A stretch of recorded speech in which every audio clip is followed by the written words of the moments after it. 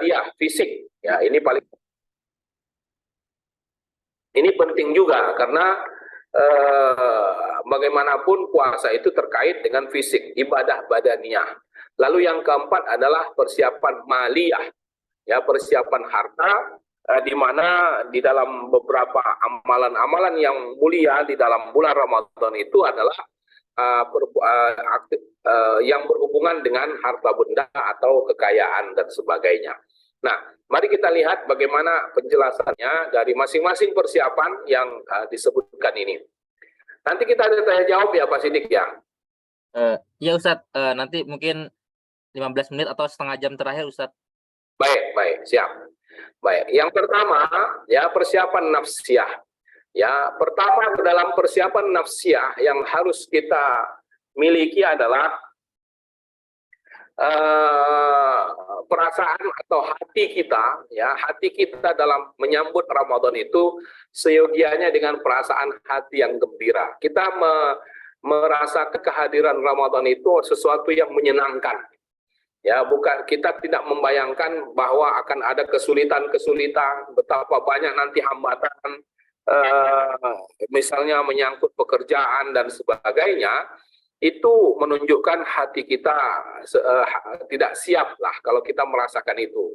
Nah, persiapan rohani yang terkait dengan perasaan hati yang gembira itu akan menyemangati, ya, akan membuat seseorang semangat dalam menjalani Ramadan karena dia sendiri sudah mengawalinya dengan sikap senang, ya, gembira, membayangkan betapa banyak kenikmatan, ya, khususnya yang kenikmatan beribadah tentu saja, dan hal-hal lain yang menyenangkan ketika memasuki bulan suci Ramadan. Jadi ini sesuatu yang biasa juga, ya, bahwa sesuatu yang lumrah lah, ya, bahwa ketika seseorang merasakan kemanfaatan dari kehadiran Ramadan, baik secara duniawi maupun ukhrawi. Tetapi tentu saja yang lebih ditekankan ke kebahagiaan atau kegembiraan ini terkait dengan kepentingan-kepentingan duniawi, walaupun kita tidak menafikan kesenangan atau kebahagiaan itu yang terkait dengan duniawi. Ya, jadi kalau ada yang misalnya katakanlah riwayat, ya, walaupun riwayat ini memang tidak tidak sahih, ya, atau tidak dianggap sebagai hadis oleh beberapa pakar hadis, yaitu siapa yang hadis Nabi yang konon berkata siapa yang gembira dengan kedatangan Ramadan, ya, maka dia akan diselamatkan dari api neraka, diharamkan jasadnya dari api neraka. Man fariha bidukhuli Ramadan, siapa yang bergembira dengan kehadiran Ramadan, maka haramallahu jasadahu minan nar, Allah akan mengharamkan jasadnya dari neraka. Artinya dia akan bebas dari neraka. Tentu saja kegembiraan yang dimaksud di sini bukanlah sekedar gembira, dan apalagi kegembiraan itu didasari oleh duniawi semata. Nah, tentu tidak seperti itu, ya. Jadi kalau kegembiraan yang kalaupun hadis ini sahih, ya, kemudian dikaitkan dengan kebebasan kita dari neraka dengan kedatangan Ramadan itu tidak lebih dari itu dalam arti lah, ya, dalam arti bahwa seseorang gembira lalu dan itu dihubungkan dengan kepentingan dunia akhirat, lalu kemudian memasuki bulan Ramadan betul-betul dia melakukan amal-amal seperti yang dia senangi, yang dia harapkan kehadirannya itu. Jadi bukan sekedar gembira, tetapi juga harus ditunjukkan dalam bentuk tindakan amal yang memang yang kita sangat nantikan saat-saat untuk mengerjakannya di bulan Ramadan. Nah, jadi kalau itu yang terjadi, maka kegembiraan itu adalah kegembiraan yang sempurna dan bisa menyelamatkan kita dari neraka, artinya membuat kita sebagai orang-orang yang baik, yang saleh, maka itu sesuatu yang biasa dan sah-sah saja, ya, karena dari situlah nanti berangkat semangatnya seseorang untuk mengisi Ramadan dengan sebaik-baiknya. Ada perkataan dari seorang tabi'in ya, Mu'alla bin Al-Fadal ya, berkata begini, kanu yad'una Allah Ta'ala sittata ashhurin. Beliau menceritakan bagaimana sahabat-sahabat ya dalam bersikap menyambut Ramadan ya. Kata Imam Mu'alla bin Al-Fadal dari kalangan tabi'in, kanu yad'una Allah sittata ashhurin ay yablughahum Ramadan. Mereka, para sahabat itu selalu memohon atau berdoa kepada Allah 6 bulan ya, 6 bulan sebelum datangnya Ramadan mereka sudah berdoa ayyabalughahum Ramadan, agar kiranya Allah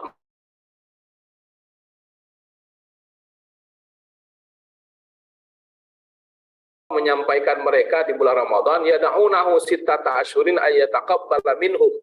Begitu juga setelah Ramadan, 6 bulan setelah Ramadan mereka berdoa agar amal-amal mereka di bulan Ramadan yang lalu diterima oleh Allah.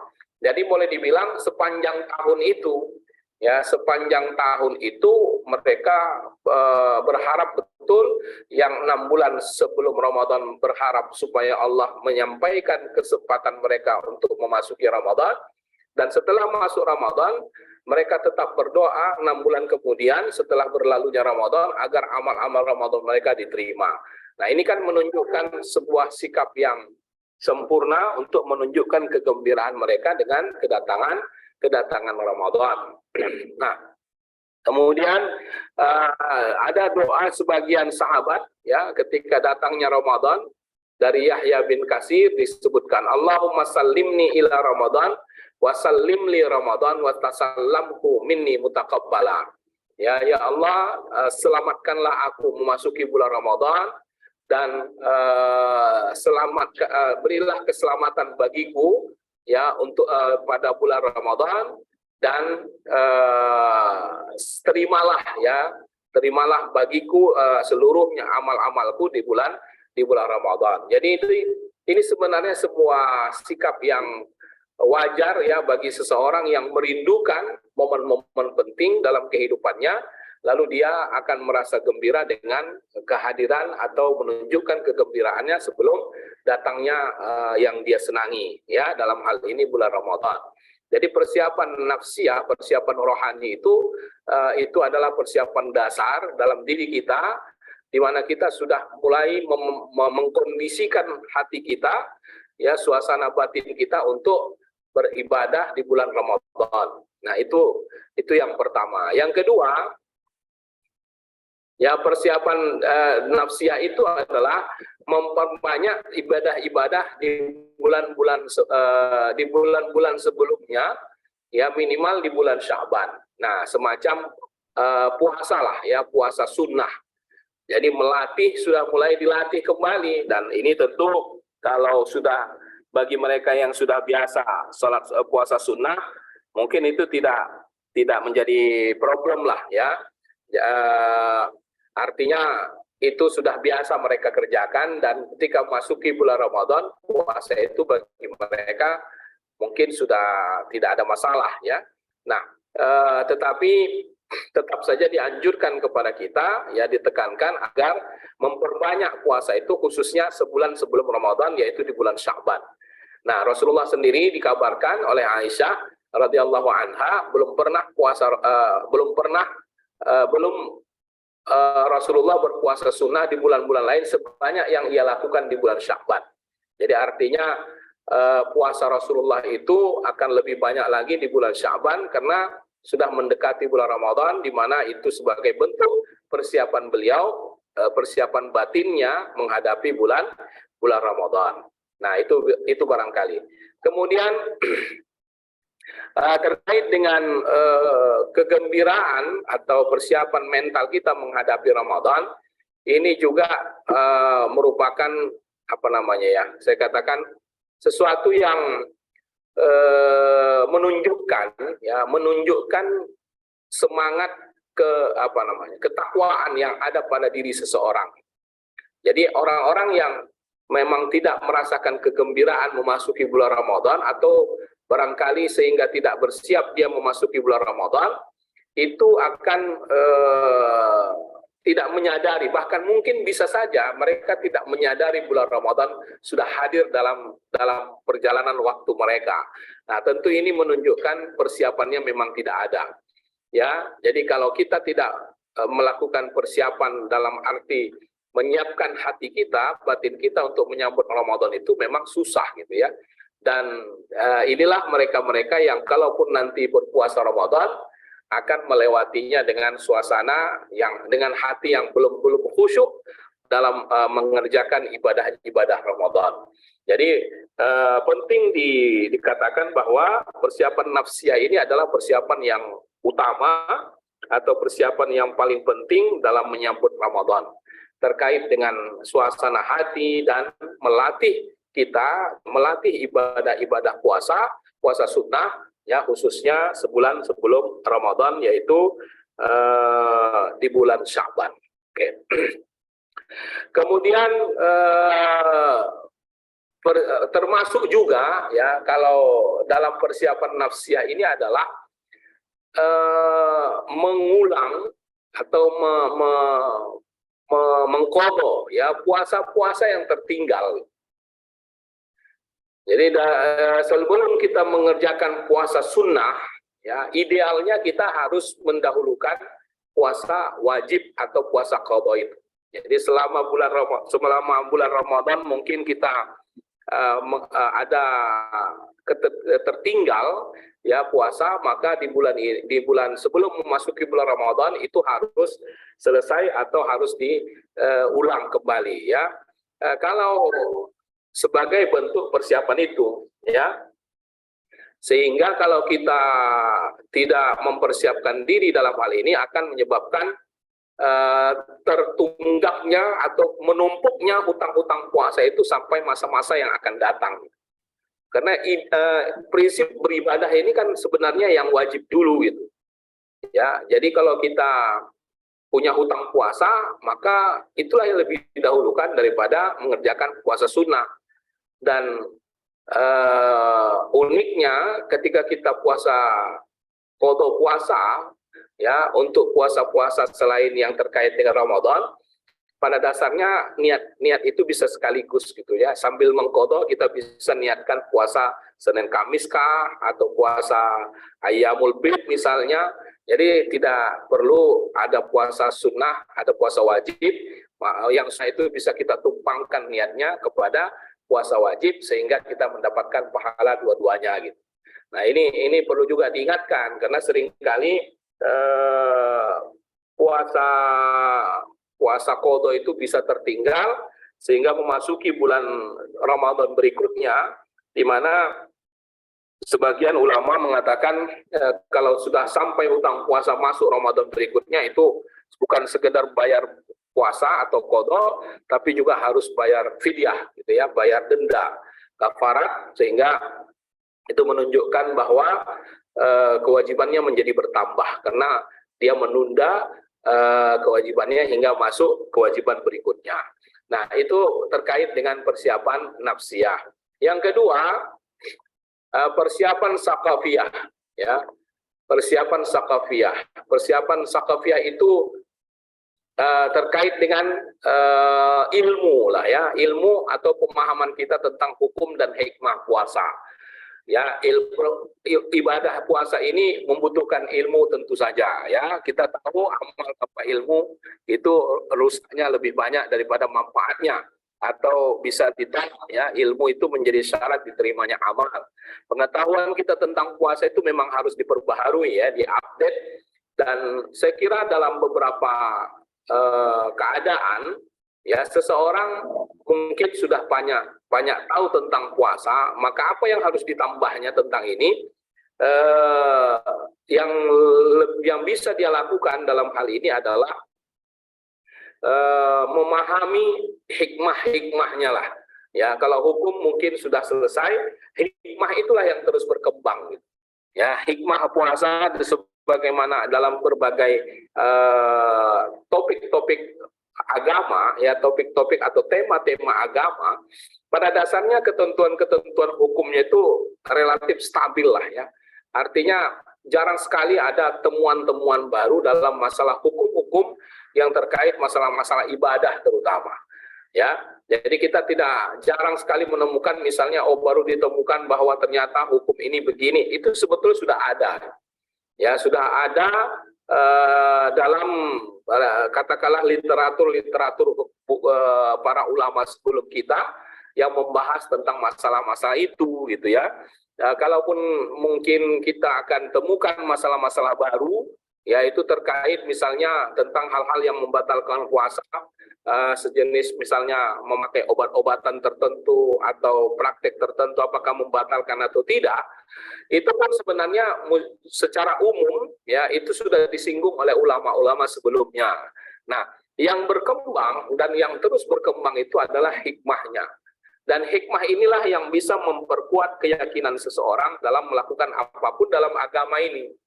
Jadi ini sekaligus ingin mengatakan bahwa untuk belajar agama atau mendalami suatu tema agama, ya, maka yang lebih lama atau yang lebih panjang dan terus berkembang itu adalah mendalami hikmah atau rahasia. Ya, kalau dalam bahasa lain itu adalah rahasia. Sedangkan ketentuan hukumnya itu relatif stabil. Nah, disinilah kita disuruh terus belajar, ya, mendalaminya dari tahun ke tahun. Saya kira kalau kita berpatokan kepada tahun umur-umur seperti kita, mungkin sudah puluhan tahun berpuasa, mungkin sudah paham betul lah dengan hukum-hukumnya. Tapi tetap kita disuruh mempersiapkan diri dalam hal ilmu. Karena apa? Karena ada aspek lain yang memang terus berkembang terkait dengan hikmah-hikmah dan rahasia-rahasia puasa itu. Nah, dari situlah kita bisa mengembangkan pengetahuan dan membuat kita semakin yakin dengan kemaslahatan yang Allah titipkan melalui kewajiban puasa. Ya, banyak hal yang perlu kita ketahui tentang puasa, dan itu sejatinya adalah sebagai sebuah proses pengembangan ilmu dan proses penuntut ilmu yang bisa kita lakukan sehingga puasa kita itu betul-betul adalah ibadah yang didasari oleh ilmu dan insya Allah diterima oleh Allah Subhanahu wa Ta'ala. Nah, ini yang menjadi persiapan yang paling penting juga ya setelah persiapan rohani menyangkut ilmu pengetahuan atau ilmu tentang puasa secara khusus. Kemudian yang berikutnya adalah persiapan jasadiah, ya, persiapan jasmani lah dalam bahasa lain. Ya, puasa itu sangat berhubungan dengan kekuatan fisik lah. Karena bagaimanapun yang namanya kita tidak lagi bisa melakukan yang biasa kita lakukan di bulan Ramadan, di bulan lain, itu pasti memberi dampak lah. Ya, makan, minum itu sesuatu yang biasa kita kerjakan, tentu ketika itu tidak kita lakukan akan berdampak pada kekuatan fisik, ya, dan ke vitalitas kita lah ya dalam bekerja atau dalam beraktivitas. Tetapi tentu saja persiapan fisik ini dalam mengerjakan puasa haruslah betul-betul dilakukan dengan sempurna. Ya, kita mungkin akan mengalami kondisi-kondisi yang tidak biasa, ya, khususnya mereka-mereka yang memang dalam aktivitasnya membutuhkan tenaga yang berat. Maka dia setidaknya dianjurkan untuk misalnya memeriksakan kesehatan, ya, khususnya bagi wanita hamil, ya, atau menyusui atau penyakit-penyakit tertentu yang terkait dengan masalah pencernaan dan sebagainya. Maka sebagai sebuah persiapan ini pun penting ya dilakukan agar secara waktu kita bisa kerjakan puasa secara keseluruhan lengkap dan kita memberikan dampak yang berat dalam aktivitas kita. Nah, kalau kita seorang pekerja tentu saja puasa tidak menjadikan kita menjadi lemah dan sebagainya, ya, dan membuat kita tidak optimal tentu saja karena apalagi bagi mereka yang memang selama di bulan lain selain Ramadan mereka sudah biasa puasa. Ya, jadi sebetulnya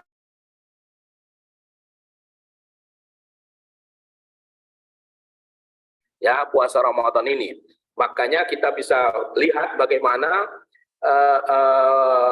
anak-anak yang kecil yang belum balik sekalipun mereka bisa puasa gitu. Ya, mereka bisa mengerjakan puasa, bahkan bisa menyelesaikannya sampai akhir ya selama 1 bulan. Ini sebuah pencapaian yang istimewa lah, yang luar biasa lah ya, anak-anak bisa berpuasa. Sehingga kita lihat bagaimana orang-orang tua sangat senang ya ketika anak-anaknya bisa mengerjakan puasa. Nah, tetapi ada hal yang perlu kita soroti ya, kalau saya melihat ya adanya fenomena anak-anak yang berpuasa itu secara teknis ya itu memang tak ada masalah lah ya, tapi kalau kita lihat dalam skala prioritasnya ya, mendidik anak untuk puasa itu tidak terlalu sulit bila dibanding mendidik mereka untuk sholat gitu.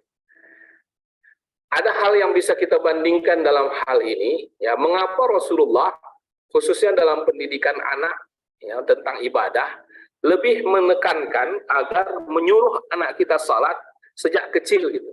Ya, kata Rasulullah, perintahkanlah anakmu yang usia 7 tahun untuk mengerjakan salat. Kalau tidak, kalau sampai 10 tahun maka boleh dikerasin lah, ya boleh ditegasin.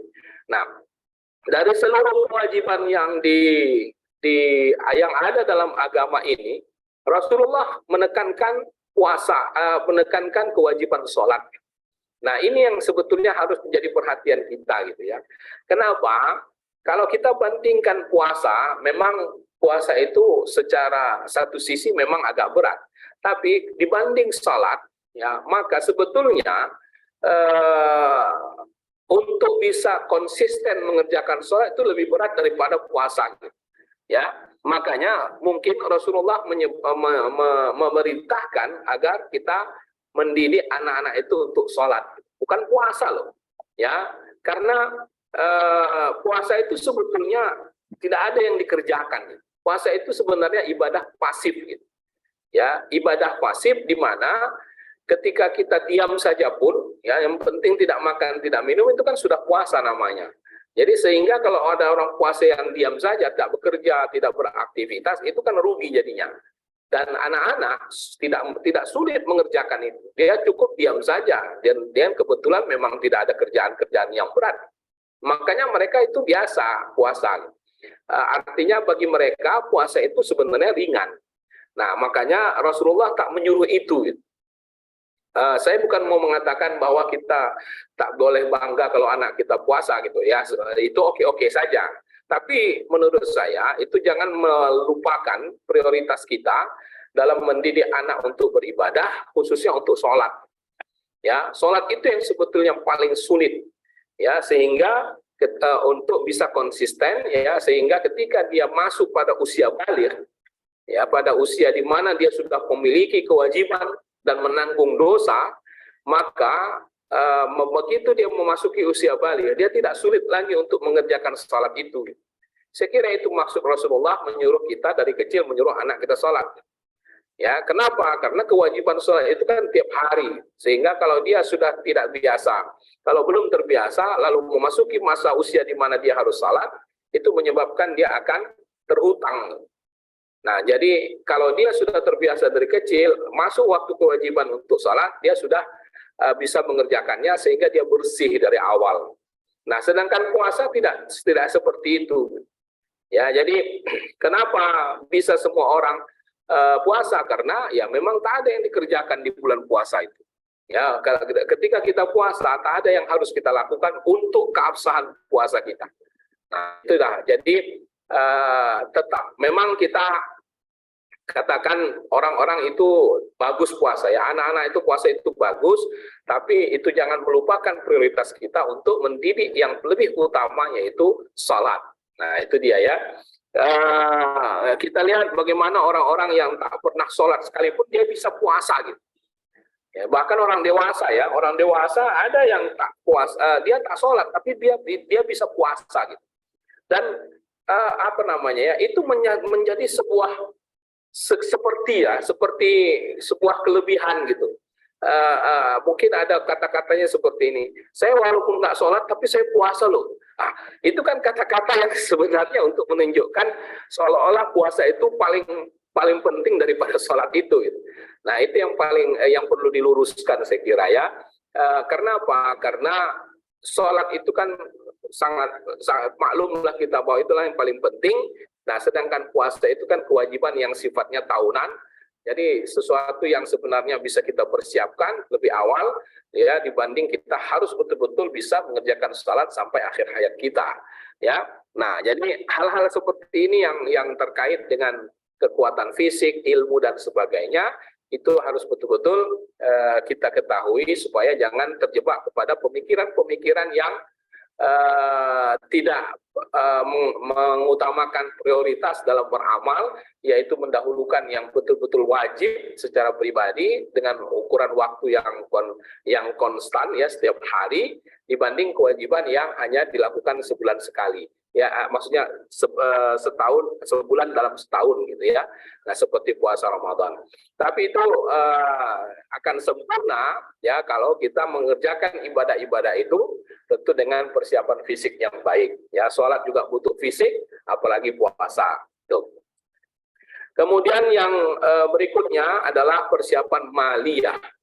Ya, persiapan harta. Mal itu artinya harta, materi. Untuk apa? Ya, di bulan Ramadan itu amal-amal kita dilipat gandakan dan tentu itu kita gunakan untuk berinfak, bersedekah atau membantu fakir miskin ya. Berbagi di bulan Ramadan itu selalu jadi program-program umumnya masyarakat. Ya, dalam riwayat disebutkan Rasulullah itu pernah ditanya ya sedekah yang paling utama, yang utama adalah sedekah di bulan Ramadan. Ya, ini karena mungkin Ramadan itu sendiri adalah bulan yang penuh keberkahan, sehingga apapun yang kita kerjakan di bulan Ramadan itu akan memberikan nilai yang lebih besar dibanding dikerjakan di bulan-bulannya. Kemudian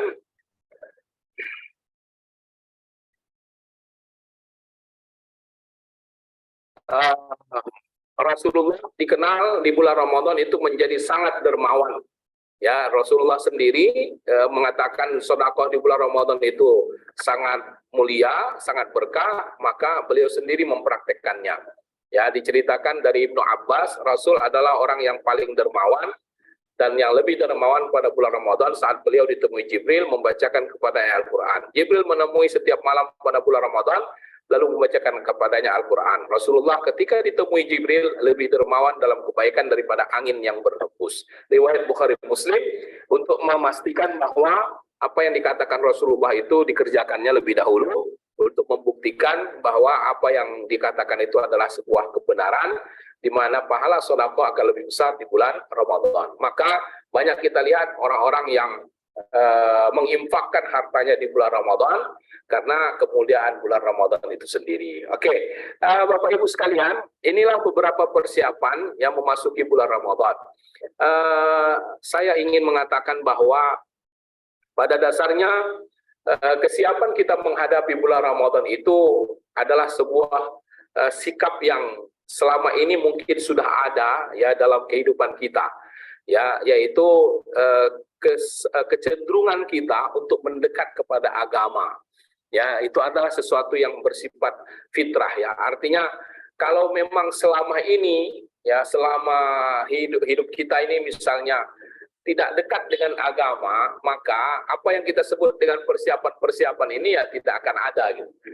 Ya, orang tidak akan punya, kalau dia tidak punya kecenderungan untuk taat, ya tidak punya semangat untuk beribadah, maka 4 persiapan ini tidak akan ada gunanya.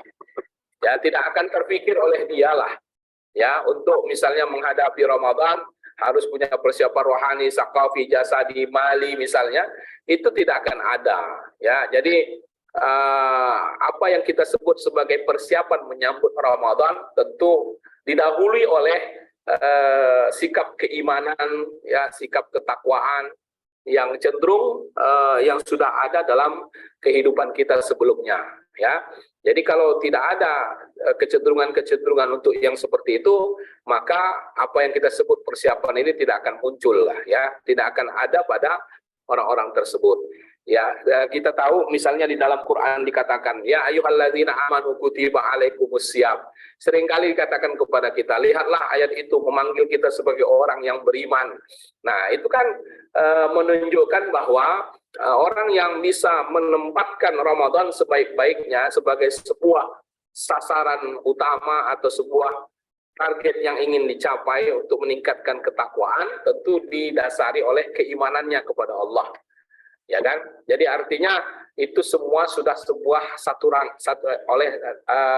sudah menjadi satu rangkaian, ya, satu gerbong dalam iring-iringan semangat keimanan kita itu. Ya, jadi kalau tidak ada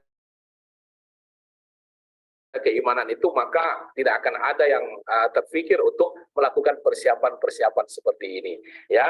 Nah, bagaimana kita bisa berdoa kepada Allah agar disampaikan kepada kita Ramadan kalau kita memang orang yang bukan sering berdoa gitu, ya. Kita selalu supaya mohon dipanjangkan umur supaya kesempatan Ramadan dapat kita dapatkan di tahun ini. Itu tidak akan muncul doa itu dari orang-orang yang selama ini dia tidak dekat kepada Allah. Nah, itulah makanya kita selalu disuruh oleh Allah ketika mengerjakan Ramadan sebagai orang yang beriman, sebagai dasar utama dalam menjalankan semua perintah-perintah Allah. Ya, keimanan itu menjadi kekuatan yang paling penting, ya, untuk bisa dalam diri seseorang untuk mau mengerjakan apapun perintah Allah. Ya, itulah makanya dalam banyak ayat-ayat Allah ketika ingin memerintahkan sesuatu yang membutuhkan tindakan nyata, ya, yang membutuhkan tindakan fisik yang terlihat, maka Allah memanggilnya dengan sesuatu yang ada di dalam diri mereka, yaitu orang yang beriman. Karena gerak tubuh ini, ya, gerak anggota tubuh kita dan segala aktivitas zahir kita itu berangkat dari kekuatan batin yang mendasari keinginan dan semangat kita mengerjakannya. Dan semangat itu adalah iman, dan itulah dengan iman itulah kita dipanggil ketika Allah mewajibkan kita untuk mengerjakan puasa. Baik Bapak Ibu sekalian, inilah materi yang kita bahas, ya. Mari kita kembangkan pembahasan ini dengan tanya jawab. Silakan kalau bagi ada pertanyaan, kita silakan diajukan, insya Allah bisa kita bahas bersama. Terima kasih. Baik Ustadz, alhamdulillah jazakallahu atas materi yang disampaikan. Mudah-mudahan dengan waktu yang tersisa sekitar 2 bulan lebih, mungkin kita bisa sama-sama mempersiapkan untuk menghadapi bulan Ramadan yang lebih baik lagi. Mungkin kami undang kepada para jamaah, Bapak Ibu sekalian, mungkin ada yang ingin menyampaikan pertanyaan secara langsung, kami persilakan, ataupun ingin menyampaikan melalui chat Zoom, kami juga persilakan.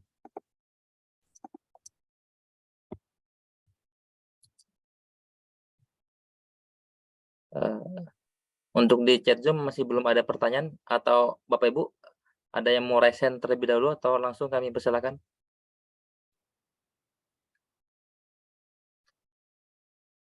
Mungkin izin Ustadz, sambil menunggu dari para jamaah Ustadz, mungkin tadi terkait dengan pernyataan Ustadz ya, bahwa untuk pendidikan anak Ustadz ya, lebih mudah gitu ya kalau kita memberikan pendidikan untuk berpuasa gitu dibanding kita sholat gitu.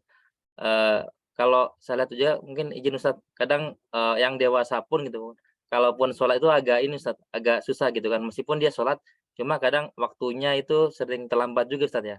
Terutama untuk subuh Ustadz ya. Jadi kadang subuh itu kan waktu-waktu yang sangat krusial dan agak susah gitu ya untuk kita mensegerakan sholat gitu kan. Karena memang ditamakan bagi kita semua untuk mensegerakan sholat. Kan kalau tadi disampaikan bahwa untuk sholat itu kan ada tahunnya untuk mendidik anak Ustadz ya, 7 tahun dan 10 tahun Ustadz. Kalau untuk puasa sendiri Ustadz, untuk mengajarkan ke anak itu kira-kira ada tuntunannya nggak Ustadz, dimulai kapan gitu Ustadz?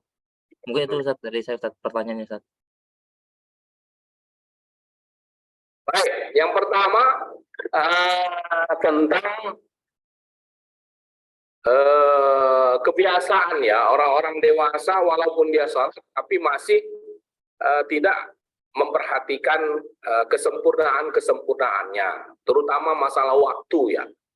Dan ini memang yang sangat penting dalam masalah terkait pelaksanaan sholat.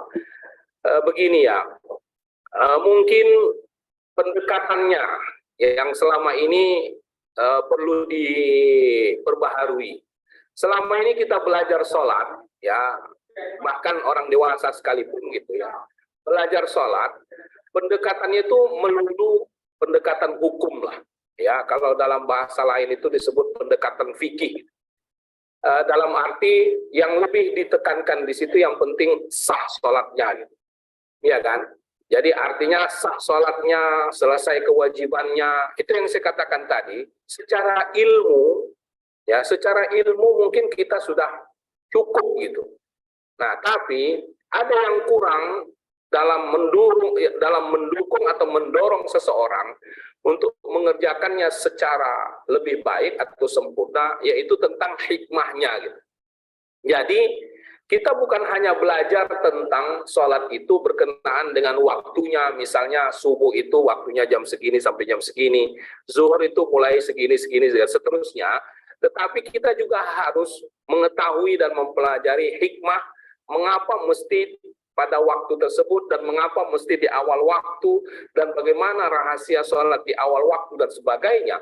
Itu juga perlu diketahui dan itu mungkin yang kurang dalam pengetahuan mereka-mereka yang belum bisa menjaga waktu sholat. Ya, katakanlah sholat zuhur lah. Ya, bapak-bapak ini kan lebih banyak sholat di kantor itu kan sholat zuhur dan asar ya barangkali ya. Banyak juga yang maghrib ya. Ada yang maghrib enggak? Enggak ya, enggak nyampe ya. Udah jarang Ustaz, sejak WFH udah jarang lembur Ustaz. Iya. Zuhur asar gitu. Nah, apalagi zuhur itu kan mentok ke makan siang ya. Nah, sekarang pertanyaannya, ketika misalnya kita harus bersama dalam waktu yang sama untuk sholat, waktu zuhur, untuk dan makan sekaligus, nah kan di situ ada pilihan gitu. Mau sholat dulu atau makan dulu baru sholat dulu gitu ya.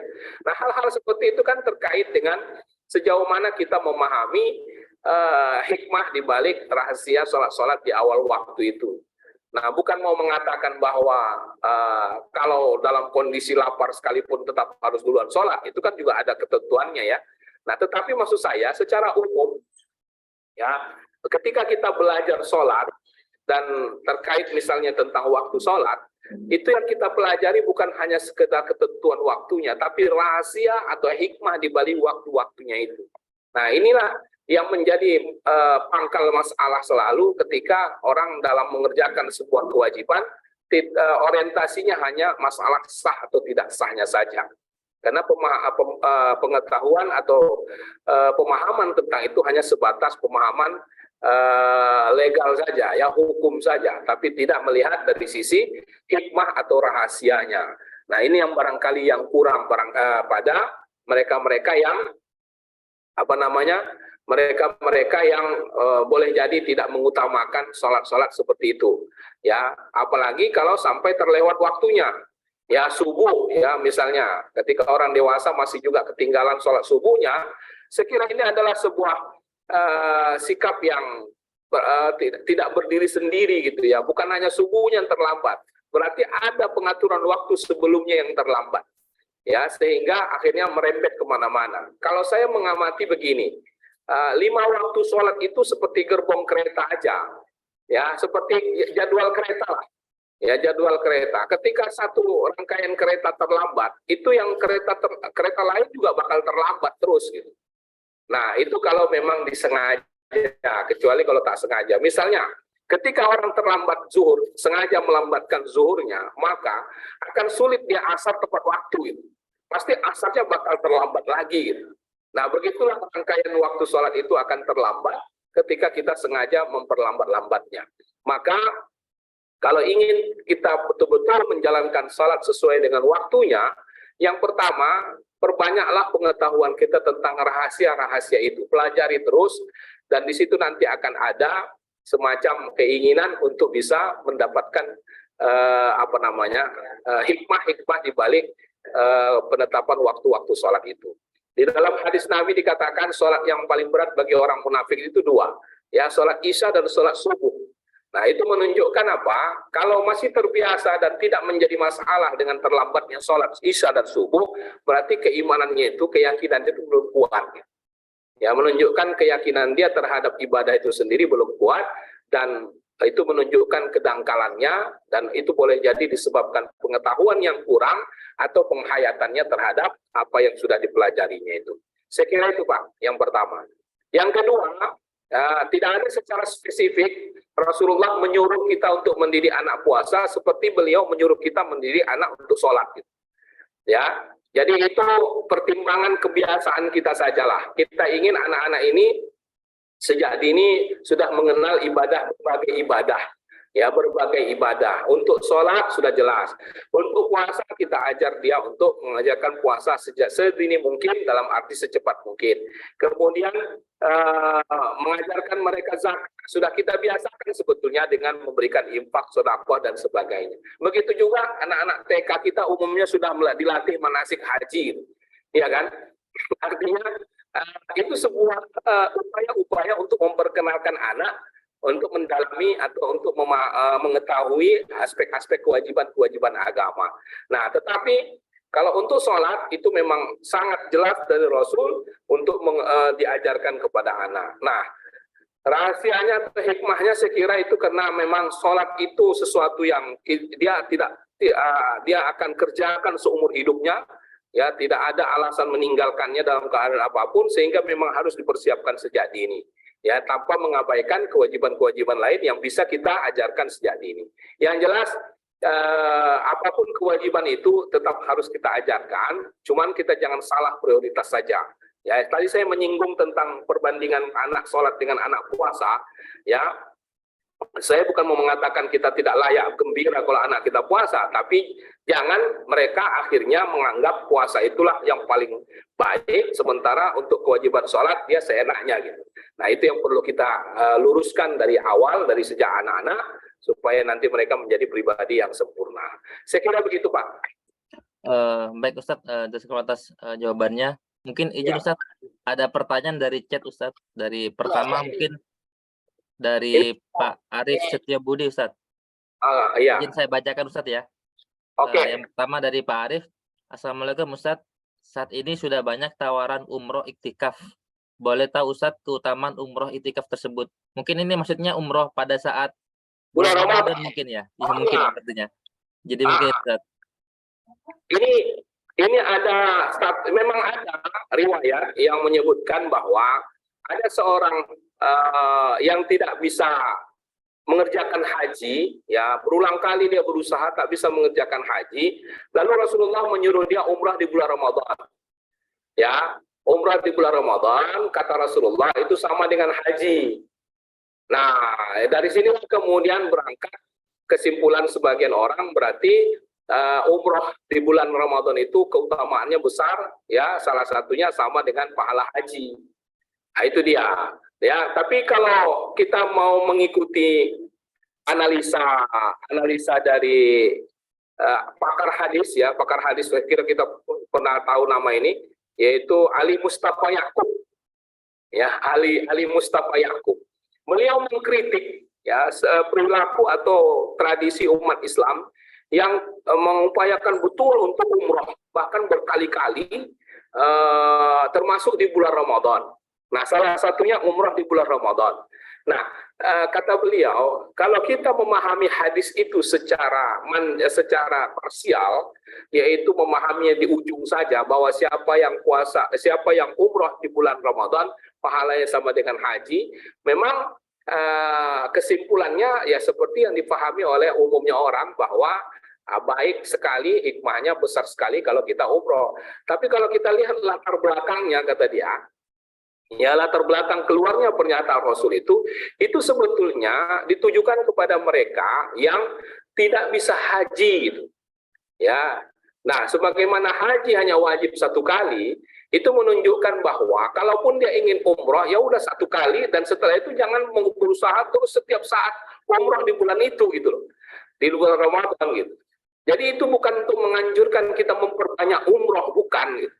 Nah, makanya beliau mengkritik kebiasaan sebagian orang-orang yang katakanlah orang-orang berduit ya di kita ini, yang apa-apa umroh begitu, terutama di bulan Ramadan, sebetulnya nggak begitu anjurannya. Ya, tapi kalau dia melakukan umroh seperti yang diceritakan dalam hadis itu, mengingat memang jadwal kita untuk haji itu tidak mudah, ya kita harus menunggu bertahun-tahun misalnya, lalu kita berusaha supaya bisa umroh di bulan Ramadan, nah itu oke-oke saja, ya baik saja. Nah, tapi janganlah menjadi kebiasaan.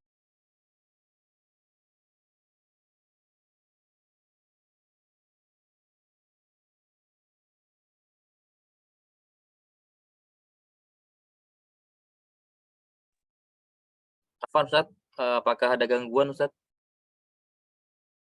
Seperti jaringannya Ustaz nih, Pak Anang ya? Pak Anang masih on cam soalnya.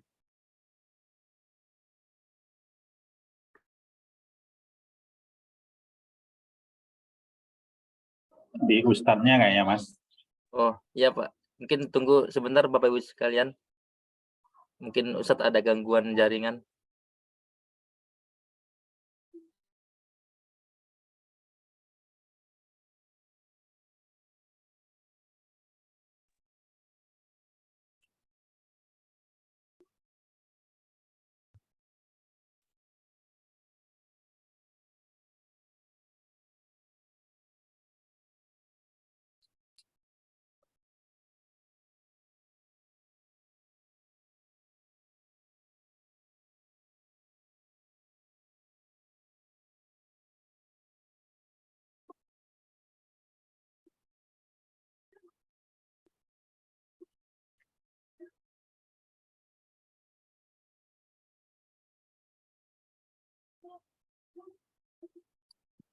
Ya, alhamdulillah. Tafadhol Ustadz, mungkin dilanjutkan Ustadz. Afwan Ustadz masih mute Ustadz. Jadi pemahaman tentang umroh di bulan Ramadan itu tidak berdiri sendiri, gitu. Adalah sebagai sebuah amalan atau sebuah ibadah yang dianjurkan secara mutlak. Tidak, itu terkait dengan kesempatan kita haji di bulan haji. Kalau kita memang tidak memiliki kesempatan, ya lalu kita memilih akhirnya kita bisa umroh, maka itu sebagai penggantinya. Yang namanya pengganti kan itu bukan menjadi pekerjaan utama kan, jadi tidak bisa dirutinkan.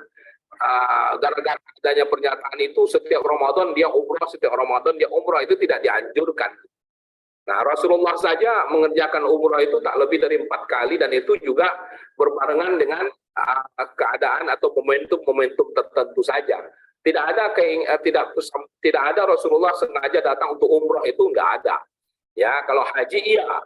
Nah, ya, jadi itu hal-hal yang perlu kita ingat lagi tentang masalah umroh ini.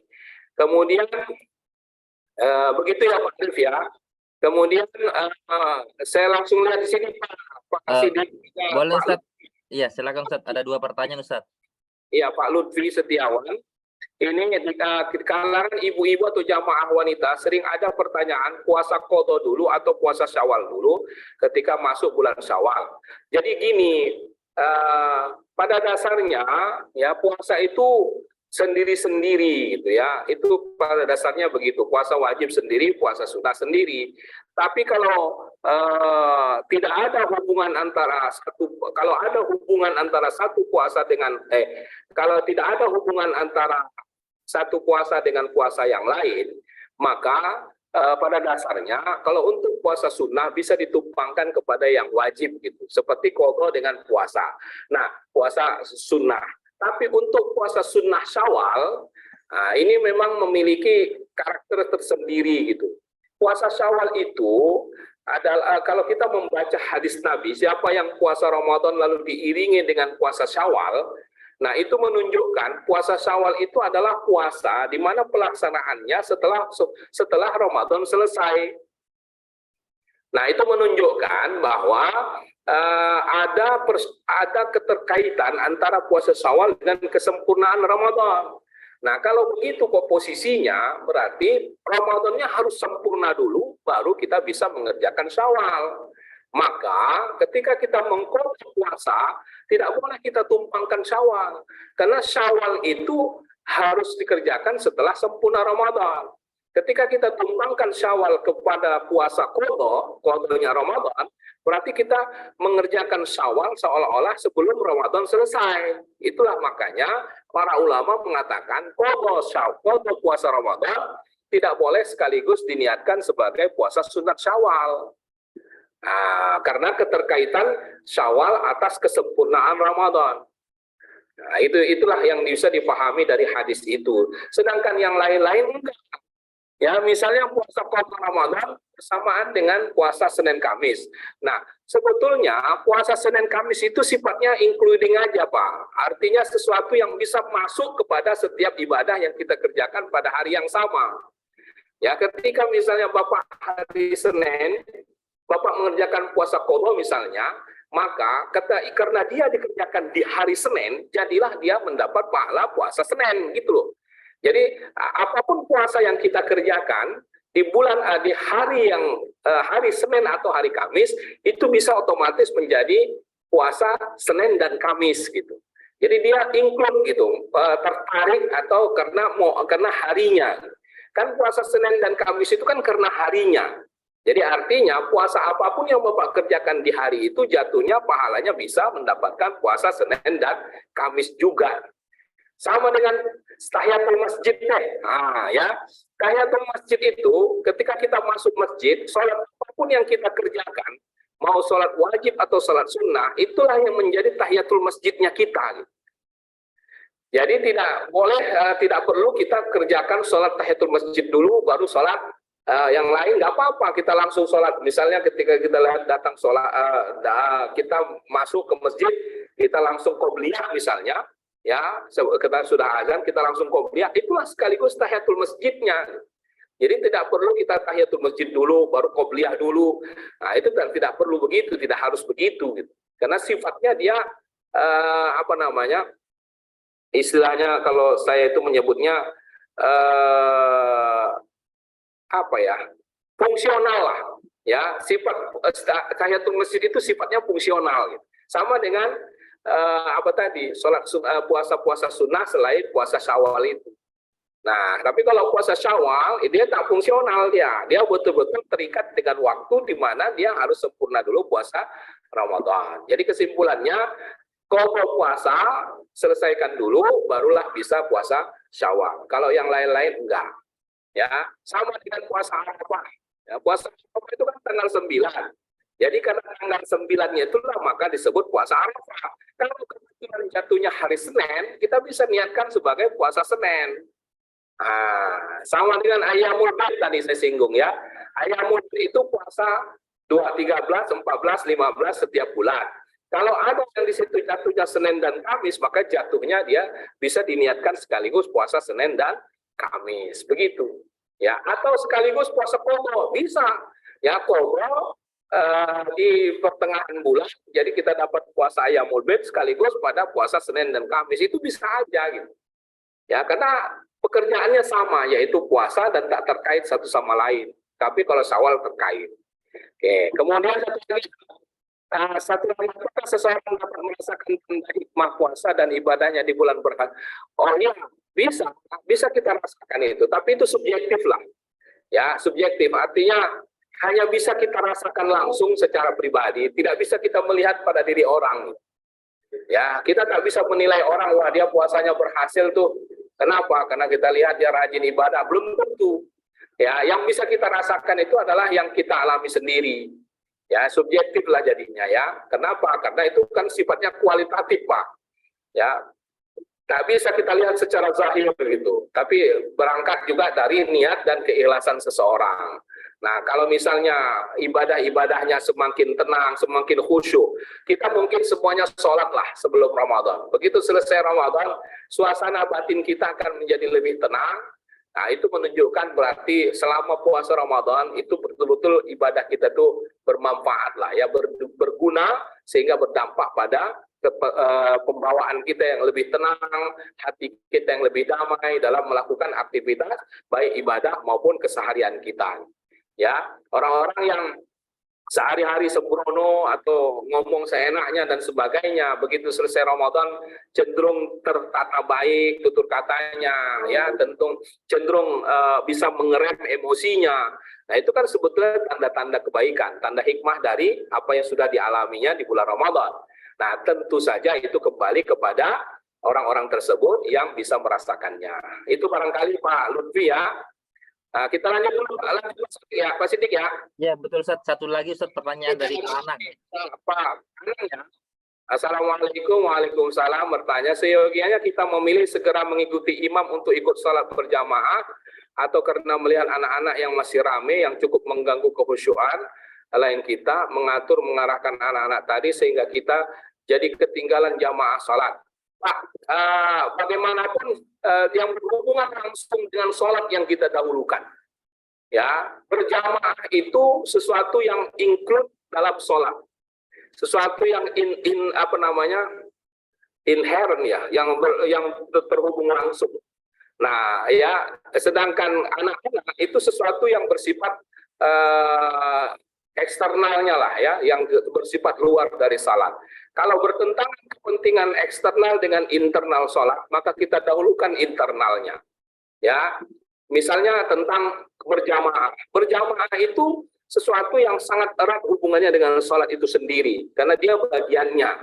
Nah, sedangkan anak-anak yang berisik ketika sholat berjamaah, itu sesuatu yang sifatnya eksternal di luar dari sholat berjamaah itu sendiri. Walaupun itu akan mempengaruhi kekhusyuan, tapi kekhusyuan itu sendiri sebetulnya tidak melulu disebabkan oleh suara-suara di luar atau anak-anak itu.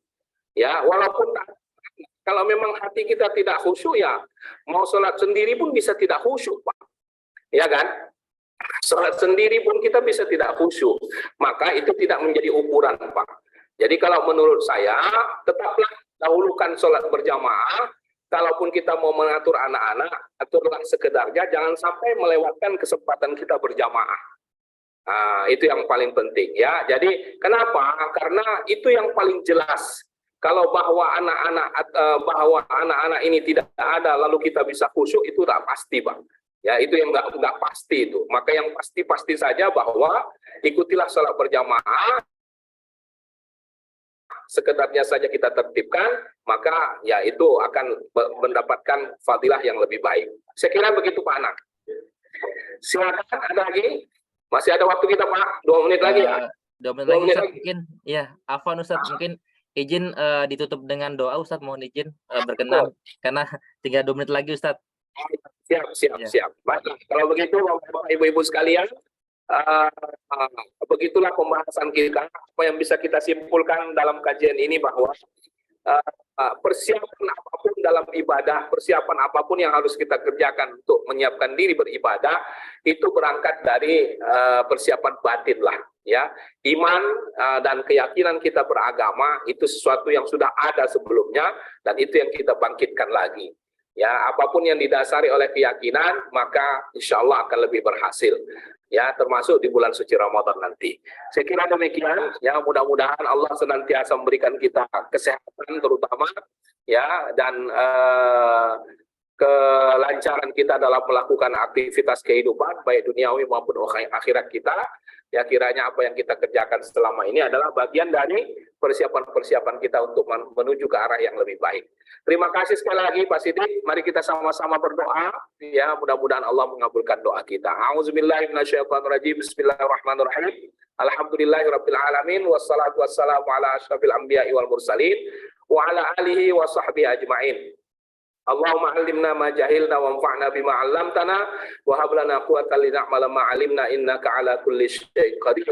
Allahumma ballighna Ramadan, Allahumma ballighna Ramadan, Allahumma ballighna Ramadan. Rabbana hab lana min azwajina wa dzurriyyatina qurrata a'yun waj'alna lil muttaqina imama.